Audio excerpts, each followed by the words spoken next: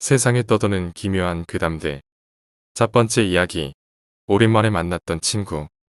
여름방학도 일주일 남았겠다. 나는 뒤늦게 고향에 내려왔던 터였습니다. 오래간만에 고등학교 친구 A랑 밥이나 한 끼 먹으려고 같이 걷고 있을 무렵이었습니다.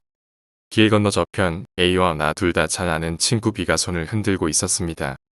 야, 둘 다 오랜만이야. 잘 지내냐? 나도 진짜 오래간만에 B를 만나 기뻐서 큰 소리로 대답했습니다. 야야, B잖아. 오랜만이다. 너도 같이 밥 먹으러 갈래? 그리고 B가 있는 길 건너로 넘어가려 했습니다. 그 순간 갑자기 A가 나의 어깨를 확 잡았습니다. 기다려. 저 사람 누군데? 무슨 소리야. B잖아. 라고 말하고 뒤돌아본 순간 A가 나를 잡지 않았더라면 내가 있었을 곳을 자동차가 엄청난 속도로 지나갔습니다. 아까 전까지는 차가 오는 소리도 낌새도 전혀 없었는데 마치 갑자기 나타난 것처럼 경적 한 번 울리지 않은 채요. 완전히 겁에 질려 식은땀이 흘렀습니다. A가 잡아주지 않았으면 아마 확실히 치였을 겁니다. 그와 동시에 나는 아까 A가 했던 질문을 떠올렸습니다. 어라 B가 누구지? 나에게도 A에게도 B라는 친구는 없습니다. 어째서 나는 아까 그 남자를 우리 둘 다 아는 친구라고 생각한 거지? 소름이 끼쳐 길 건너편을 보자 그 남자는 아직 거기에 있었습니다. 웃지도 화내지도 않은 채 무표정이라고도 할 수 없는 이상한 얼굴로 우리를 빤히 쳐다보며 남자는 우리가 갈 때까지 계속 우리를 바라보았습니다. 영감을 지닌 A의 말에 따르면 죽음의 신 비슷한 존재라고 합니다. 두 번째 이야기. 아이의 행복을 바란다. 몇 년 전 대학원에 다닐 때 이야기다. 석사학위 논문도 냈겠다 한참 한가할 무렵이었다. 마침 그 무렵 괴담에 꽂혀 오컬트판을 전전하며 온갖 이야기를 읽어대곤 했었다. 눈에 보이지는 않더라도 귀신은 실제하는 걸까 고민하면서 그 무렵 나는 완전히 낮과 밤이 뒤바뀐 생활을 하고 있었다. 새벽 2시에 잠이 깨 컵라면이나 먹으려고 부엌으로 했다. 부엌에서는 현관문이 보인다. 그런데 그 문 아래쪽 신문을 넣으려고 만들어 놓은 구멍에서 키고 작은 손이 나와 있는 게 아닌가. 구멍의 폭은 5cm가 될까 말까 해서 보통 사람 손은 넣을 수도 없는 크기였다. 그 손은 아래에서 위로 휘저으며 무언가를 찾고 있는 듯했다. 오컬트판에서 봤던 손만 나오는 귀신 이야기가 떠올라 나는 반쯤 패닉 상태였다. 하지만 두려워하면 두려워할수록 귀신이 힘을 얻는다는 이야기도 있었기에 나는 두 번 다시 나타나지 못하게 겁을 주기로 했다. 현관 옆에 놓여있던 목장갑을 꼈다. 목장갑을 낀 채라면 귀신을 만져도 괜찮다고 의미도 없는 자기 최면을 걸어가면서 나는 손을 붙잡았다. 그리고 온 힘을 다해 그 손을 잡아당겼다. 날카로운 비명소리가 울려 퍼졌다. 당황한 나는 문을 열고 밖으로 나왔다. 우체통에 손이 끼인 채 울부짖고 있는 아이가 있었다. 그리고 누군가가 복도를 달려가는 소리가 들려왔다. 나는 대학 무렵부터 복싱을 했었기에 완력에는 자신이 있었다. 그 탓에 아이의 팔은 구멍에 꽉 끼어 뺄래야 뺄 수가 없는 상태였다.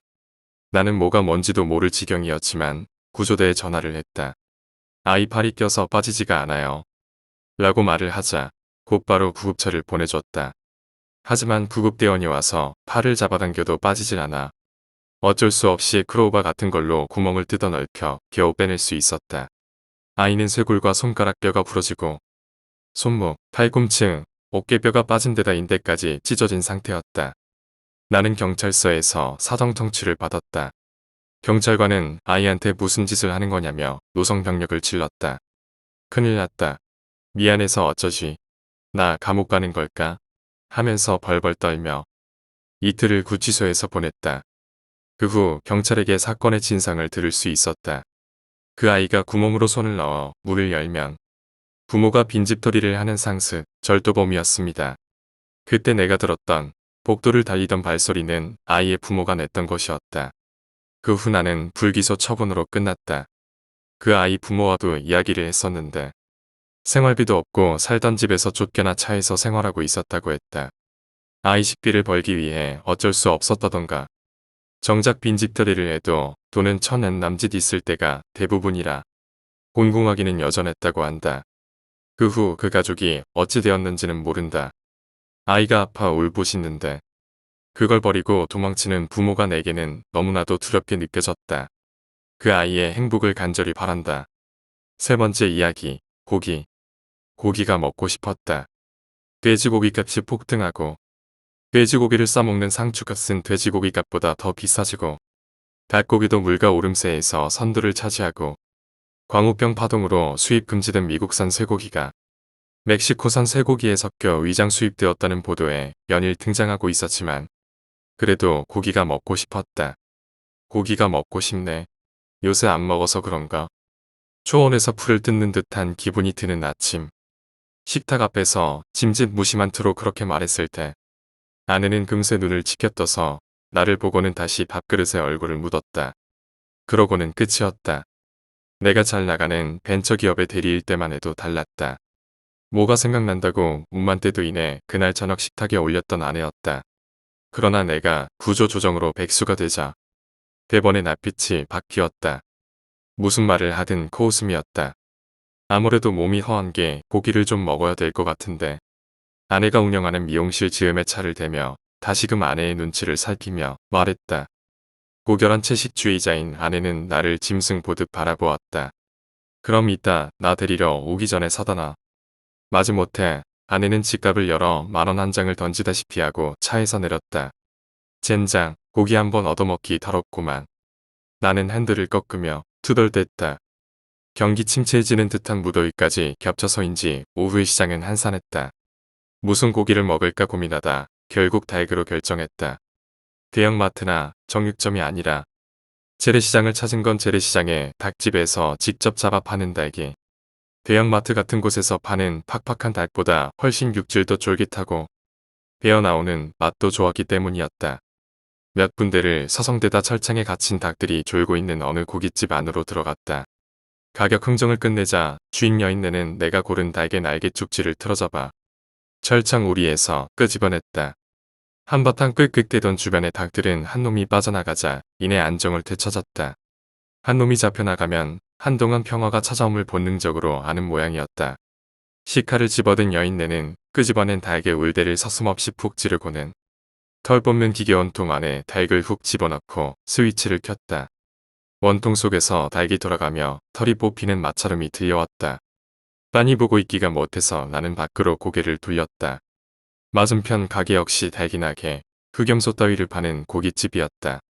한대 열린 문으로 보이는 안에 걸린 고기의 모양이 왠지 이상했다. 돼지나 소라고 하기에는 모양이 너무 인체에 가까웠다. 나는 좀 더 자세히 보기 위해 고개를 밖으로 뺐다. 머리와 손발이 잘리고 가슴부터 배까지 활짝 열려있고 피부는 허옇게 발해 있었지만 정말 인체로밖에 볼 수 없는 형태였다. 닭볶음탕 하신다고 했죠? 여인네가 묻는 바람에 나는 인체 모양의 고기로부터 시선을 거두었다. 그렇다고 하니 여인네는 방금 전까지만 해도 물을 마시고 모이를 쪼던 닭의 대가리를 잘라버리고 배를 갈라 창자를 후어 뜯어내고 토막을 냈다.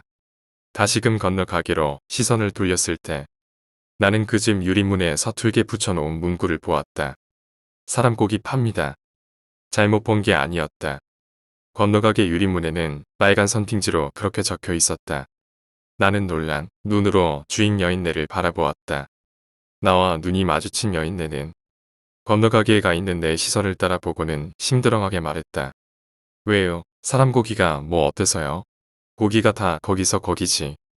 사람 고기가 뭐 어떠냐니. 놀란 입이 다물어지지 않았다. 나는 떨리는 손으로 계산을 하고 닭봉지를 들고 밖으로 나왔다. 나와서 살펴보니 가게 안에 걸려있는 고기가 사람의 그것이라는 건 더 분명해졌다. 어깨 부위에 새겨진 하트를 꿰뚫는 화살 문신까지도 또렷했다. 게다가 가게 입구에 닭장 맨 위에 갇혀있는 고양이가 맛있게 뜯고 있는 것은 틀림없는 사람의 손가락이었다. 강한 욕지기가 치밀었다. 도르소 같은 인육에서 어깨살을 식칼로 슥슥 떼어내던 주인장이 가게 앞에서 구토를 하는 나를 보고 툴툴댔다. 가뜩이나 장사도 안 되는데 남의 가게 앞에서 뭔 짓거리여.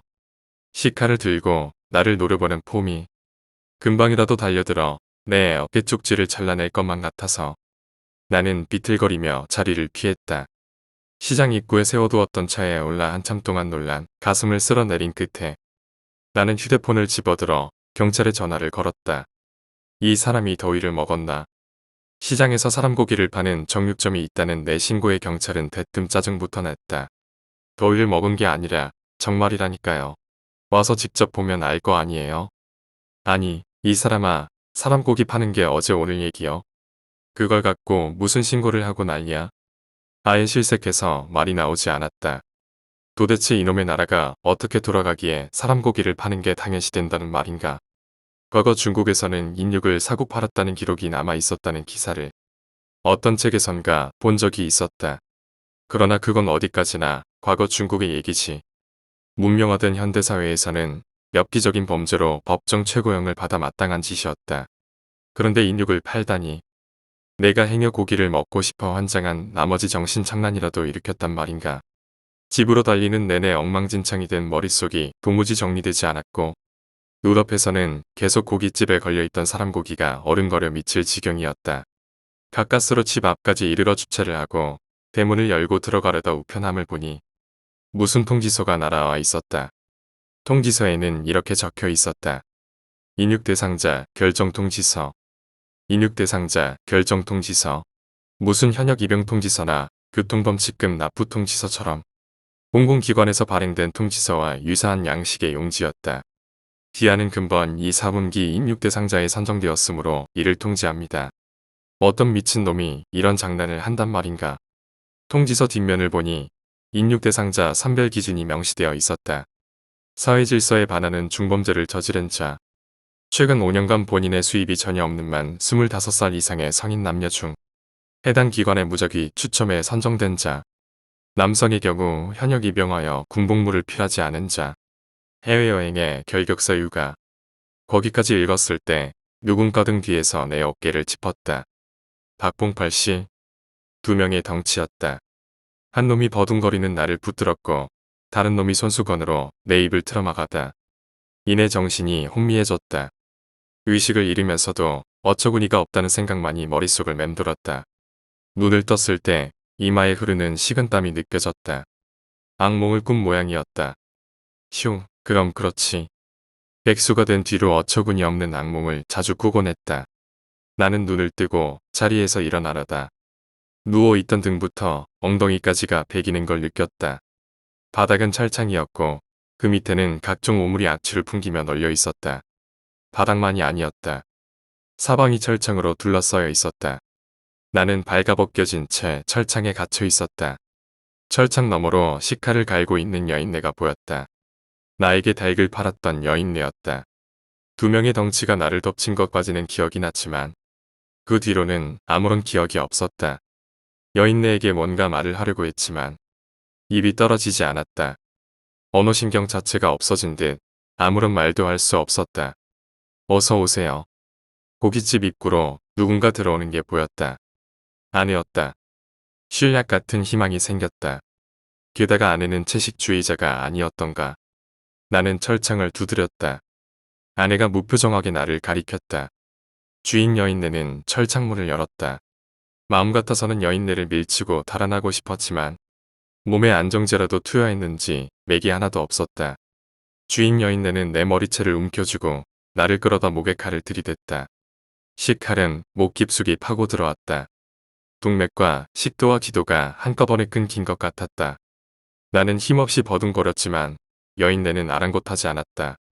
목 밖으로 솟구치는 피 때문에 헉헉대는 나를 여인네는 덜 뽑는 기계 원통 안에 훅 밀어넣고 스위치를 켰다.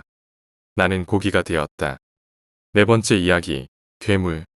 내가 그와 처음 만난 건 초등학교 3학년 때였다. 그는 실뜨기와 종이접기를 잘하고 음악을 좋아했다. 노래도 잘해 음악 시간에는 언제나 선생님에게 칭찬을 받는 그런 소년이었다. 다만 그는 목부터 아래쪽에 마비 증세가 있어 몸을 자유로이 움직일 수 없었다. 그렇게나 음악을 좋아함에도 다룰 수 있는 악기는 휘파람 뿐이었다. 하지만 그 때문일까? 그가 부는 휘파람은 언제나 슬픈 음색이었다. 악기를 다루고 싶어도 몸 때문에 그럴 수 없는 애수 때문이었을까? 내가 그를 생각하면 가장 먼저 떠오르는 건 다소 미화된 이런 추억들이다. 그 이후의 이야기는 사실 남에게 털어놓을 만한 것이 아니다. 하지만 나 혼자 묻어두기에는 너무 힘들어 털어놓아 보려 한다. 그는 불쌍한 사람이었다. 신체적인 장애 때문에 반 친구들에게 비웃음 당하기 일쑤였다. 뜻대로 움직이지 못하는 몸 때문에 같은 남자들 사이 끼어들 수 없었다. 싸움을 해봐야 자신이 질 수밖에 없으니 설령 자신이 옳더라도 충돌을 최대한 피하고 사과하며 넘어가야 한다는 게 그가 얻은 깨달음이었다. 그 때문이었을까? 점차 그는 소심해져 갔다. 초등학교 5학년 무렵 4학년 때부터 담임을 맡아온 선생님이 그를 괴롭히기 시작했다. 담임은 그 무렵 딸이 이혼한 것 때문에 신경이 바짝 곤두서 있었고 그를 사소한 일로도 구타하며 스트레스를 풀었다. 때때로 목을 조를 때도 있었다. 담임이 휘두른 주먹에 넘어져 그의 머리에서 피가 난 일마저 있었으니 교사가 그런 식으로 대하니 당연히 아이들의 따돌림과 폭력은 더 심해질 뿐이었다. 그가 폭력에 무참히 휘둘리는 날이면 나는 밤에 어머니에게 울며 매달렸다. 1년간 그런 일상이 이어지는 사이 그는 미쳐버렸다. 그에게 향한 악의를 그는 스스로 서서히 쌓아가고 있었으리라. 그리고 초등학교 6학년 때 그는 복수를 시작했다. 우선 그를 괴롭히던 반 친구들에게 의도적으로 접근했다. 게임 빌려주면 하루에 1000엔씩 줄게. 나는 우연히 그걸 듣고 그가 돈으로 환심을 사려는 것이라 생각했다. 그리고 그렇게라도 따돌림이 멎으면 좋겠다고 생각했다. 하지만 내 이야기를 들은 어머니의 반응은 달랐다. 어머니는 무서운 얼굴을 하고 그 이야기는 결코 다른 누구한테 하면 안 돼. 라고 말하셨다. 아마 어머니는 그때 이미 내가 정말 좋아했던 그가 더는 존재하지 않는다는 걸 알아차리셨던 거겠지. 악의에 가득 차 인간을 불신하고 미워하는 괴물이 되었다는 걸. 사실 그는 괴물이었다. 그를 괴롭히던 아이들은 초등학생인데도 학우를 공갈, 협박한 처지가 되어 곤란한 지경에 처했다.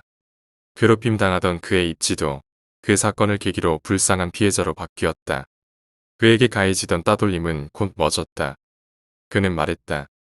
저 아이들은 거짓말을 하고 있어요. 게임 하나 빌리는데 1000엔씩이나 줄 사람이 어디 있겠어요? 애당초 하루에 1000엔씩 내고 빌린다면 한 달 동안이나 빌릴 리도 없잖아요. 그런데도 저 아이들은 저를 때렸어요. 4만엔 안 가져오면 더 심한 꼴을 당할 거야. 라고 협박하면서요. 그의 거짓말은 무척 사실적이었다. 공부를 잘했기에 영리하다는 인식이 학교에 퍼져 있기도 했고 게다가 그의 복부와 옆구리에는 피멍이 들어있었으니 더할 나위 없는 증거였다. 그건 담임 선생을 비롯해 직전까지도 그를 괴롭히던 아이들이 만들어준 거였으니까 당연히 그가 만들어낸 악마의 논리는 어른도 아이도 믿을 수밖에 없었다. 진실을 알고 있던 나와 어머니만 빼고. 하지만 이미 너무 늦었다. 그를 괴롭힌 자들은 해선 안 될 짓을 한 것이었다. 내가 그를 사랑했던 건 땅을 기는 개미조차 밟으면 가엾다며 땅을 보며 걷던 순수함과 상냥함 때문이었다. 그런 순수함과 상냥함은 한 발은커녕 한 학년을 통틀어 그만이 가지고 있었던 것이었다. 하지만 그는 그 후로 땅을 보며 걷지 않게 되었다. 그는 몇 마리고 개미를 밟아 죽였으리라. 나는 진실을 알려야 하는 게 아닌가 어머니에게 상담했다. 하지만 결코 말해서는 안 된다고 어머니는 말했다. 지금은 나도 이해할 수 있다. 한번 부서진 사람의 마음은 결코 원래대로 돌아올 수 없다. 그토록 상냥했던 그가 이렇게 될 수밖에 없었으니 그에게 복수할 권리 또한 있는 것이다. 물론 어머니의 생각은 아마 나와 달랐겠지만 그 후 그를 괴롭히던 아이들은 그 잘못 때문에 에스컬레이터식으로 진학하던 우리 학교에서 연이어 퇴학당했다. 그건 그의 책임이 아니라고 생각한다. 애당초 쫓겨날 만한 짓을 했던 아이들이니까. 게다가 그가 한 거짓말은 그 아이들이 그의 심신해준 상처의 만분의 1도 안 됐을 테니.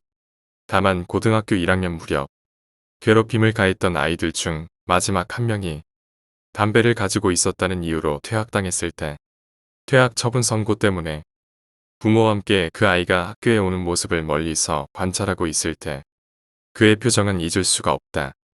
이를 드러내고 눈을 활활 빛내며 비웃고 있던 그 미소는 그야말로 악마 그 자체였다. 여기 들렸다면 분명 당신은 나를 스토커라고 생각할 것이다. 그래, 나는 스토커다. 고백하려던 이가 처참히 살해당하고 그 안을 다른 괴물이 차지했다. 그런데도 나는 혹시나 그가 원래대로 돌아오지 않을까. 첫사랑을 그제껏 질질 끌고 있었다.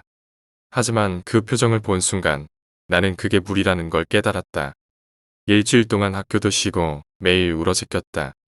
어머니는 초등학교 무렵처럼 나를 위로해 주셨다. 그 후 그는 마치 역할을 마쳤다는 듯 공부도 때려치우고 대학에도 가지 않았다. 내가 그와 제외한 건 대학을 졸업해 가정을 만든 후였다. 전 담임 선생님네 집에서 열린 초등학교 동창회 때였다. 내가 거기 나간 이유는 하나였다. 그의 복수가 아직 다 끝나지 않았다고 생각했으니까. 그랬기에 그때까지 동창회가 열릴 때마다 매번 나가고 있었던 것이다.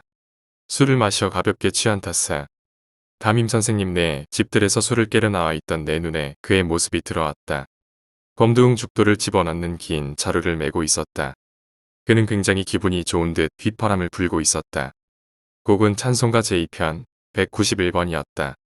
내가 중학교, 고등학교 시절 활동했던 성가대에서 자주 불렀던 노래였다. 그는 뜰에 들어와 내 눈앞에서 자루의 끈을 풀었다. 그리고 나를 보며 싱긋 웃고는 다행이야 라고 내게 말했다. 칼이 자루 틈으로 보였다. 무슨 소리인지 나는 물었다. 너희 어머니가 우리 어머니에게 모두 이야기했었어. 내가 굉장히 날 걱정했었다고. 복숭아반 무렵부터. 복숭아반이라는 건 초등학교 4학년 때 이야기였다. 그렇지만 미안해. 계속 기다리고 있었는걸. 저 녀석들이 다 어른이 되는 걸 말이야. 그걸 보고 기뻐하는 저 선생놈 앞에서 모두 죽여버리는 거야. 저 녀석들 관절 하나하나를 잘라서 너한테만은 그걸 보여주고 싶지 않아. 돌아가줘. 그는 고개를 푹 숙이고 눈물을 흘렸다. 다행이야. 너를 어떻게 밖으로 꺼내올지 고민했거든. 싫어 보여주고 싶지 않아. 무릎이 떨려 나는 그 자리에 주저앉았다. 그에게 일부나마 제정신이 남아있다는 걸 나는 그때 눈치챘다. 그는 자신의 죄가 얼마나 깊은지 잘 알고 있었다. 그리고 내게 지금 자신의 모습을 보여주는 걸 부끄러워하고 있었다. 그런데도 멈출 수 없고 괴로워하고 있는 것이었다. 그의 찌푸린 얼굴은 틀림없이 고뇌를 껴안은 사람의 것이었다. 자루를 내려놓고 끈을 풀자 단도의 날이 보였다. 그는 나 말고 그 시절 반 아이들과 담임 선생님까지 모두 죽일 생각인 듯했다. 어째서 그렇게까지? 나는 물었다. 담임 선생이라면 이해하겠지만 왜 아이들까지? 저 아이들은 갑자기 내 편인 척 했으니까 용서할 수 없어. 그전 거지는 깔보며 비웃었던 주제에 그의 생각은 이해할 수 있었다. 하지만 그가 하려는 짓은 너무나도 처참해 내버려 둘 수 없는 것이었다. 나는 움츠러든 몸을 일으켜 양팔을 벌리고 그의 앞을 막았다. 그는 쓸쓸한 듯한 표정을 짓더니 몸을 굽혀 나를 밀어지켰다. 그의 장애를 생각하면 믿을 수 없을 정도로 강한 힘이었다. 보통성인 남성이 어느 정도 힘을 낼 수 있는지 나는 모른다. 하지만 그때 그가 냈던 힘은 아마 그 이상이 아니었나 싶다. 내가 전부 받아줄 테니 그만둬. 나는 무심코 그렇게 말했다. 어째서? 너를 죽일 이유 따위 없어. 사랑하고 있는 걸. 미친 사람의 입에서 사랑하고 있다는 말을 들을 거라곤 상상도 못했었다. 하지만 그에게 있어 나는 초등학교 시절 용기조차 못 내던 때 유일했던 친구였고 단 한 명뿐인 이상형이었으리라. 나 결혼했어. 하지만 A군을 위해서라면 아이를 낳아줄게. 당신의 소중한 아이를 당신 목까지 행복하게 만들어 보일 테니까. 사랑하고 있다는 말이 사실이라면 나는 그 말에 모든 걸 걸었다. 그는 양손으로 자기 머리를 쾅쾅 때리기 시작했다. 그러더니 뺨에 손톱을 박아넣고 기분 나쁜 소리를 내며 긁어내렸다. 피부가 벗겨져 피가 흐른다. 이상해. 일어날 수 없어. 한눈에도 그가 이상하다는 걸 알 수 있었다. 마치 아이 같은 어리숙한 모습이었다. 이제 쉬어도 괜찮잖아. 내가 일할 테니까 너는 집안일을 해줘. 응. 나는 생각나는 대로 말을 드러나 관심을 끌려 했다. 마침내 그는 칼을 뽑았다. 끄트머리를 자기 넓적 다리에 푹 찌르고는 이상한 애라고 말한다. 어릴 적 장애를 안고 있어 몸을 마음대로 가누지 못했던 그는 거기 없었다. 마음속에 태어난 증오의 불길을 그걸 계속 태워가며 다른 사람보다 몇백 배는 더 노력한 것이 틀림없었다. 사람을 죽이기에 충분할 정도로 그는 칼을 다루고 있었다. 너무나 불쌍했다. 이렇게 될 때까지 누구 하나 그에게 사과하지 않았던 것이다. 복수를 당하기 직전까지. 그리고 지금도 내 뒤 집안에서 그들은 스스로 선량한 시민을 가장하고 있는 것이다. 학생을 화풀이 대상으로 삼아 폭력을 행사하고 괴롭혔던 그 교사와 함께 하하호 떠들면서 그가 무심코 찌른 칼을 뽑자 피가 흘러 바지에 스며든다. 나는 그 상처를 필사적으로 눌렀다. 이혼하고 당신이랑 재혼할게. 내 말을 듣고 그는 말했다. 나도 알겠어. 내가 불쌍해. 어조가 완전히 변하고 스스로를 칭하는 말마저 바뀌었다. 둥그런 눈은 가늘고 날카로운 빛을 발하고 목소리는 낮아져 신음소리처럼 울렸다. 이것이 바로 그때 비웃음을 지었던 그의 또 다른 모습이라고 나는 순간적으로 알아차렸다. 그가 망가진 형태는 세간에서 말하는 이중인격 같은 것이었다. 그렇다고 하면 외부의 위협에 대항하기 위해 만들어낸 인격은 흉악한 뿐일 터였다. 하지만 그래야만 할 흉악하기 짝이 없을 그 눈에서 눈물이 방울방울 흘러내렸다. 그대로 쓰러져 그는 통곡했다. 모두가 그 소리를 듣고 놀라 나오기 전에 나는 그의 짐을 원래대로 정리한 후 그를 데리고 고향집으로 향했다. 내가 이야기를 늘어놓는 건 나도 괴롭기 때문이다. 나는 불륜을 저지르고 남편을 버린 채 다른 남자와 동거하고 있는 쓰레기 같은 여자로 보이고 있다. 아직 이혼은 성립되지 않았다. 사정을 모르는 사람들이 보면 내가 나쁘다고만 생각할 것이다. 하지만 진짜 쓰레기는 우리 어머니다. 그녀는 담임의 사위와 불륜을 저질러 담임이 미치는 원인을 만들었다. 그녀의 아버지이자 내 할아버지는 어마어마한 갑부였기에 담임은 그걸 공론화했다간 실직할까봐 아무 말 않고 계속 교직에 남았던 것 같다.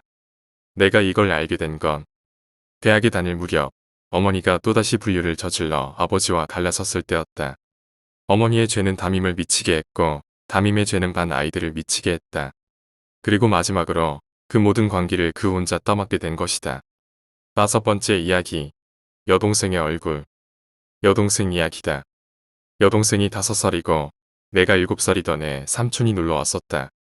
삼촌을 보자마자 여동생은 철컹철컹 아프고 아파하는 삼촌이라고 말하기 시작했다. 삼촌도 부모님도 나도 당황해 그저 입만 벌리고 있었다. 여동생은 삼촌의 오른손을 잡더니 의아하다는 듯 말했다. 어라? 손가락 있네. 삼촌이 공장 프레스에 손이 찍혀 오른손 손가락 2개를 잃은 건 다음 달의 일이었다. 여동생에겐 이런 게 흔한 일이었다. 근처 와병하던 할아버지가 세상을 떠나기 며칠 전에도 동생은 어머니에게 이렇게 말했다. 그 집 할아버지 장례식에서 엄마가 검은 옷 입고 있는 걸 봤어. 도중에 비가 와서 흠뻑 젖었어. 마치 보고 온 것처럼. 실제로 장례식 도중 비가 쏟아져 어머니는 흠뻑 젖어 돌아왔었다. 이런 일들은 스스로 아는 게 아니라 같이 노는 이짱이라는 친구가 가르쳐준다는 것이었다. 이짱은 여동생이 만들어낸 상상 속의 친구로 자주 둘이서 논다고 했다. 다만 상상 속의 친구라고는 해도 실제 이상한 일도 많았다. 방에서 아이들의 웃음소리가 들려 들어가 보면 여동생밖에 없다던가. 누가 있었어? 라고 물으면 이짱이 있잖아라는 대답이 돌아오곤 했다. 언젠가는 여동생이 울면서 이짱이 화나서 장난감을 숨겨줘라고 말했다. 여동생 말을 따라 천장 근처 벽장을 엄마가 열어보니 정말 안에 여동생 장난감이 있었다. 어린 동생은 물론이고 2살 더 많은 나도 손을 댈 수 없는 장소였다.